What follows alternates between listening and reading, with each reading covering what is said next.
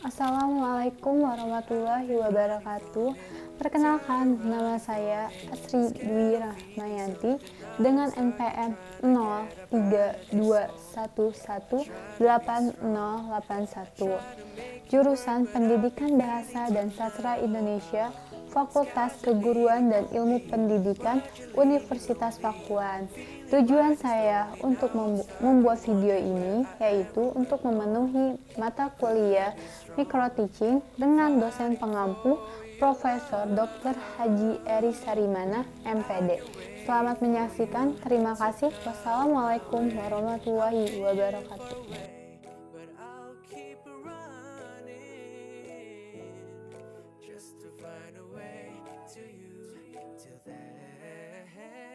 Skies are beating on me.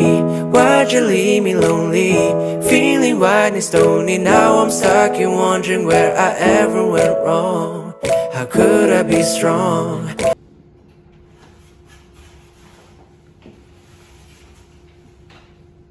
Assalamualaikum anak-anak. Waalaikumsalam, Bu.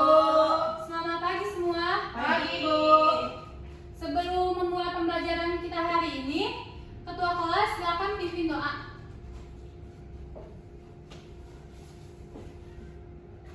Berdoa mulai.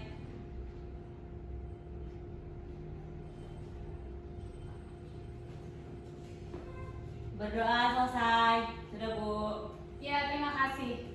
Sebelumnya Ibu akan mengabsen dulu ya. Ya, Bu. Sania, Adik. Etika, Ada, Bu.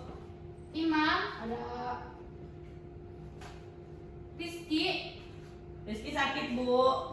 Dia ada kabar ke kamu? Enggak ada, cuma dia tadi bilang sakit. Kalau nggak salah orang tuanya udah tadi ke wali kelas, Bu. Oh iya. Rizka iya. Ada Bu. Regita. Kita telat, Bu. Oke. Nuri. Nuri nggak ada kabar, apa kayaknya, Bu. Terima kasih. Ya. Ya, Ibu akan membahas tentang materi hari ini. Sebelum Ibu membahas materinya, kalian menonton tayangan video ini dulu ya. Ya, Bu.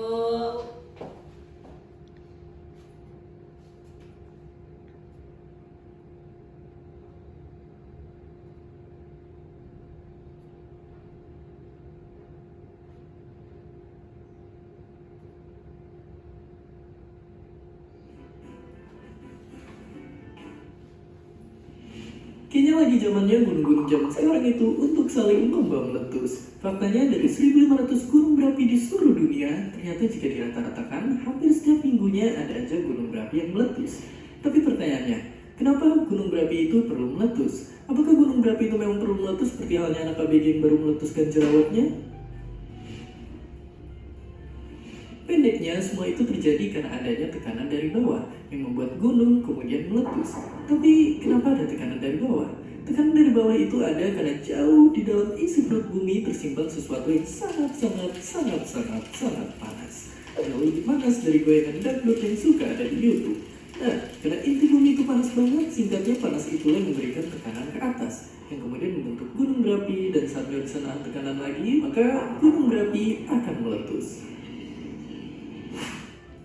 Kekuatan yang dikeluarkan saat letusan pun nyatanya bisa sangat dahsyat. Contohnya letusan Gunung Krakatau yang terkenal sangat ganas. Tapi itu pun belum yang terbesar. Masih banyak gunung-gunung lain di dunia yang letusannya jauh lebih besar. Di mana fakta uniknya, beberapa yang terbesar ada di Indonesia. Dan mungkin akan jadi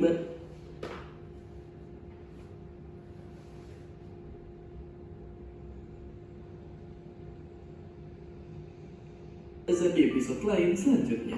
Nah, meskipun begitu, tapi ternyata nggak semua gunung berapi itu kayak Krakatau.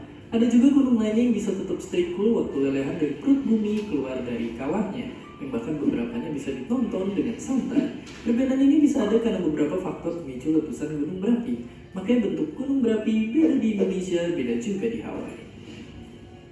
Tapi tetap aja, kayaknya pas melihat semburan magma keluar dari kawah gunung bikin kita merinding, takut kegoreng.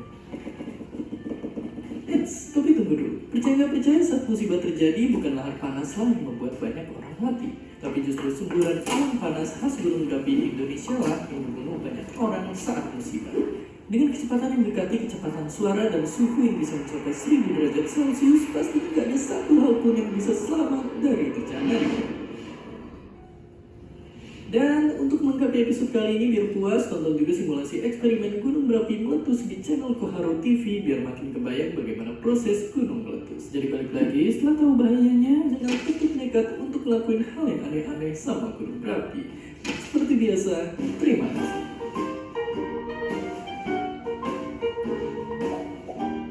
Hi, thanks for stopping by our video. Don't forget to comment, like, and Ya, jadi tadi kalian telah menyaksikan sebuah video video gunung meletus dan kalian bisa simpulkan terkait teks eksplanasi ini juga ada hubungannya juga dengan tayangan video itu. Nah, kalian udah tahu belum apa itu teks eksplanasi dan hubungannya dengan gunung meletus itu? Belum tahu, Bu. Tentang Oke. Ibu di sini akan menjelaskan sedikit di PowerPoint ini tentang apa itu teks eksplanasi. Bentar ya.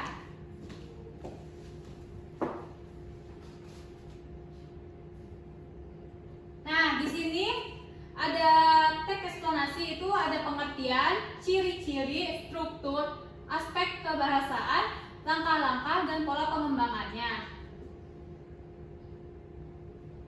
Nah, di sini ada pengertiannya dan ciri-cirinya. Jadi, teks eksplanasi itu adalah teks yang berisi tentang proses, mengapa dan bagaimana kejadian-kejadian alam sosial, ilmu pengetahuan, budaya dan lainnya itu dapat terjadi. Nah, di sini juga ada ciri-ciri teks eksplanasi, yaitu teks eksplanasi memiliki beberapa ciri. Yang pertama, informasi yang dimuat berdasarkan fakta. Jadi, sebuah teks eksplanasi ini harus berupa fakta ya, kayak misalkan yang tadi kita telah nonton itu tayangan video gunung meletus. Nah, itu kan berdasarkan sebuah fakta, bukan opini dari masyarakat ceritanya. Nah, yang keduanya itu ada hal yang dibahas, yaitu suatu fenomena yang bersifat keilmuan atau berhubungan dengan ilmu pengetahuan. Yang ketiga ada sifatnya itu informatif dan tidak berusaha mempengaruhi si pembaca untuk percaya terhadap hal yang dibahas. Nah, yang ketiga itu ada menggunakan kata penanda urutan. Yang terakhir ada fokus pada hal umum atau generik, bukan partisipan manusia. Contohnya seperti tsunami, banjir, gempa bumi, hujan dan lainnya yang ibu juga yang tadi udah ibu tayangkan di videonya itu gunung berapi itu bisa termasuk.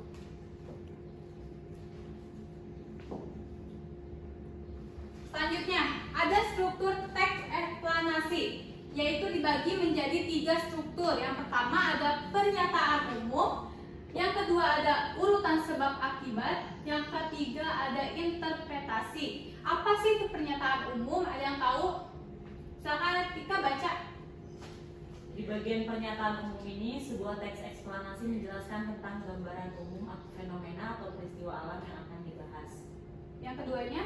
Yang keduanya urutan sebab akibat. Setelah mengetahui secara umum fenomena yang akan dibahas, pada bagian ini dijelaskan tentang penyebab dan akibat yang ditimbulkan dari fenomena tersebut. Ya. Yang ketiga, interpretasi itu dalam teks eksplanasi dapat dikatakan sebagai penarikan kesimpulan. Kamu bisa memberikan tanggapan atau pernyataan terkait fenomena yang diangkat dalam teks tersebut. Ya. Selanjutnya nih, ada aspek kebahasaan teks eksplanasi. Selain ada pengertian, ciri-ciri, struktur, teks eksplanasi juga memiliki aspek kebahasaan, yaitu dengan menggunakan kata yang bermakna denotatif atau makna yang sebenarnya di dalam teks tersebut. Yang kedua yaitu adalah menggunakan kata teknis atau istilah yang memiliki makna khusus di bidang tertentu. Yang ketiga itu ada menggunakan kata kerja verba atau kausatif, yaitu kata kerja yang dapat menyatakan makna kausalitas atau hubungan sebab akibat seperti menyebabkan, disebabkan, mengakibatkan, diakibatkan, berakibat pada, berdampak pada, menimbulkan dan sebagainya. Lalu ada yang keempat yaitu menggunakan kata kerja yang pasif. Misalnya terlihat, berbagai, terwujud, dimulai, ditimbun dan diakhirkan. Nah, yang E-nya itu ada menggunakan keterangan waktu untuk menjelaskan terjadinya suatu kejadian peristiwa tersebut. Yang F, menggunakan kata benda yang merujuk pada jenis fenomenanya, bukan kata ganti penceritaannya. Misalnya, kota madnya, Surakarta, harimau, gerhana, kesenian daerah, perkembangan budaya Magelang. Nah, yang B-nya itu ada menggunakan konjungsi. Konjungsi itu dibagi menjadi ada 3 ya. Ada konjungsi itu dibagi menjadi 3, yaitu konjungsi kausalitasi, yaitu kata hubung yang menyebabkan sebab akibat berdasarkan. Dan terakhir ada menggunakan konjungsi, yaitu ada konjungsi kausalitas, yaitu kata hubung yang menyatakan sebab akibat berdasarkan letaknya. Ada 2 jenis nih, ada 2 jenis konjungsi kausal, yaitu yang pertama ada konjungsi intrakalimat, yang kedua konjungsi antar kalimat. Intrakalimat yaitu meliputi karena, sebab, akibat, dari, sehingga, maka. Yang terakhir ada konjungsi antar kalimat, meliputi oleh, karena itu, jadi, hasilnya, dan dampaknya. Selanjutnya ada langkah-langkah menyusun teks eksplanasi.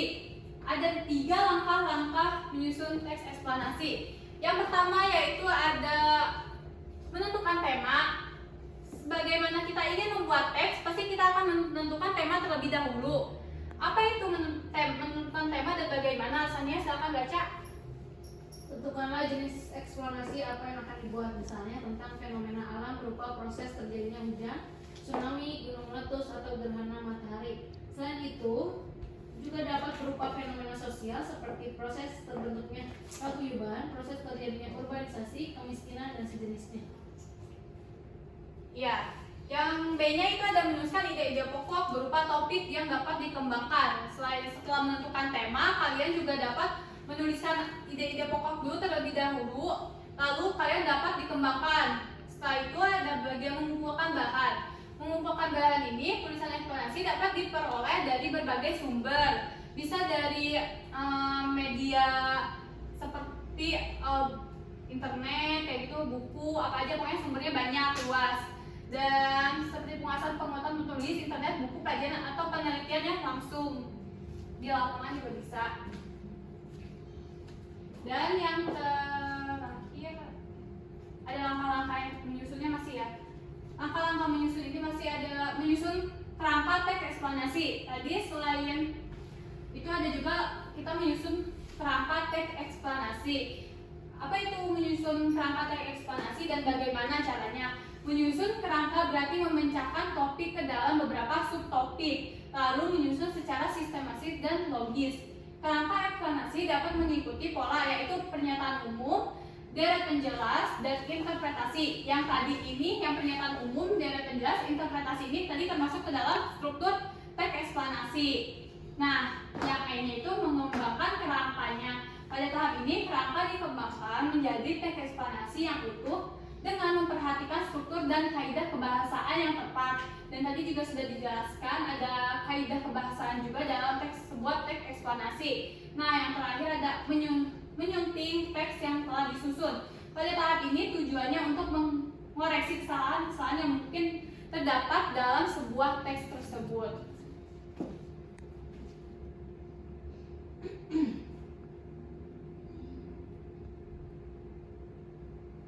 Nah, di sini juga ada 2 pola pengembangan teks eksplanasi ya. Ada pola pengembangan sebab akibat dan pola pengembangan prosesnya.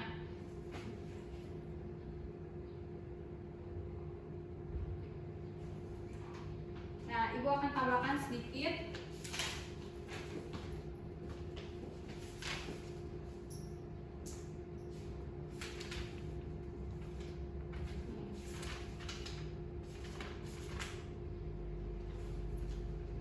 Ibu akan lebih mendalam tentang struktur teks eksplanasi ya. Ibu akan menuliskan strukturnya, yaitu 1.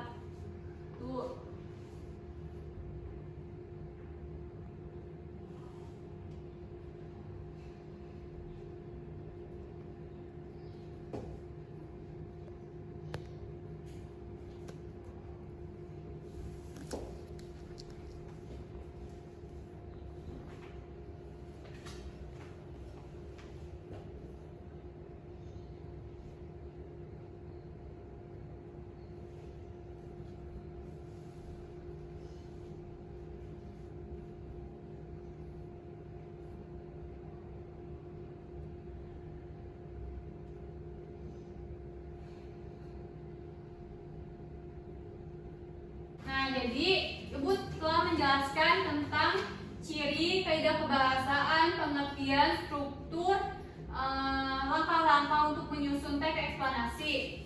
Di sini ibu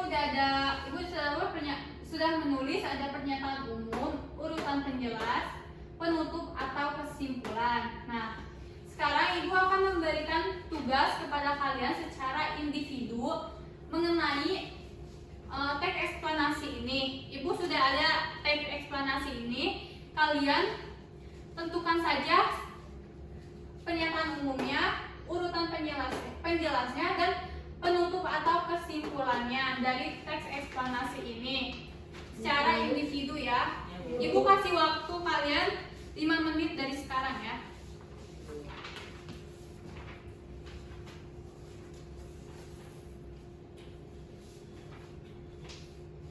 Silakan kerjakan.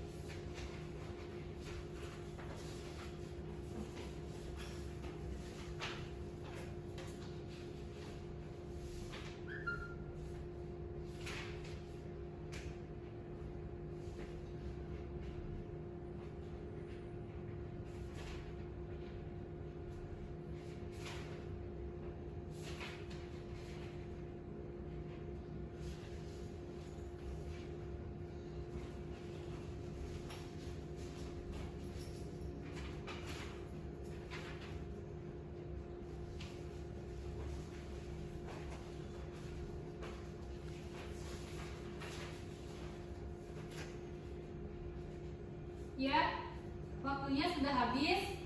Yang sudah silakan kumpulkan ke depan.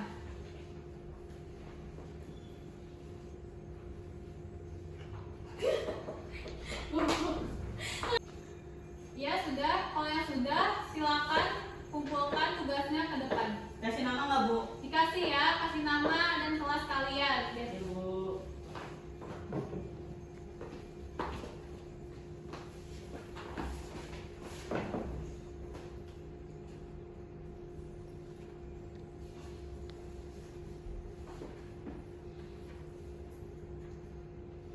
Hasil kalian yang tadi ini, yang telah kalian isi, ibu akan mengambil nilai dari sini dan kalian akan mempresentasikannya ke depan ya. Iya Bu. Sania, silakan maju ke depan. Iya Bu. Baca yang baca yang kamu tulis ya. Gempa bumi. Pertanyaan umumnya, gempa bumi adalah getaran atau goncangan yang terjadi karena pergerakan lapisan batu bumi yang berasal dari dasar atau bawah permukaan bumi. Peristiwa alam itu sering terjadi di daerah yang berada dekat dengan gunung berapi dan juga di daerah yang dikelilingi lautan luas. Yang kedua yaitu deretan penjelas. Gempa bumi terjadi karena pergeseran lapisan bawah bumi dan letusan gunung yang dahsyat. Selain itu, gempa bumi terjadi begitu cepat dengan dampak yang begitu hebat. Oleh karena itu, akibat yang ditimbulkan sangat luar biasa. Getaran gempa bumi sangat kuat dan merambat ke segala arah sehingga dapat menghancurkan bangunan dan menimbulkan korban jiwa. Penutupnya, gempa bumi dapat terjadi kapan saja tanpa mengenal musim. Meskipun sedemikian, konsentrasi gempa bumi cenderung terjadi di tempat-tempat tertentu seperti pada batas Flat Pasifik. Tempat ini dikenal dengan lingkaran api karena banyak gunung berapi. Ya, terima kasih Sania. Berikan tepuk tangan.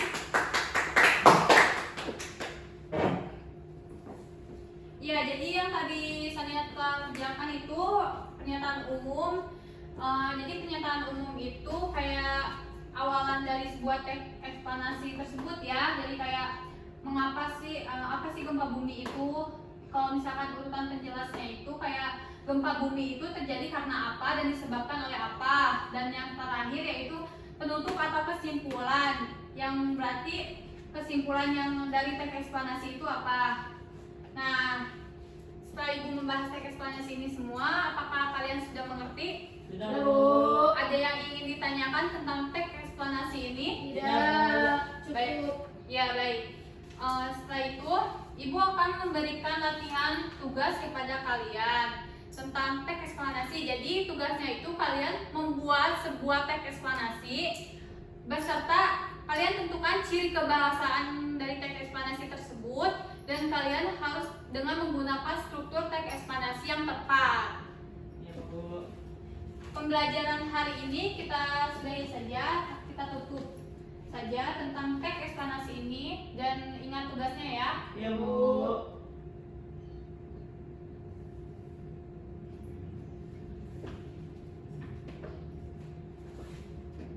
Untuk menutup pembelajaran kita hari ini, silakan ketua kelas pimpin doa. Berdoa mulai.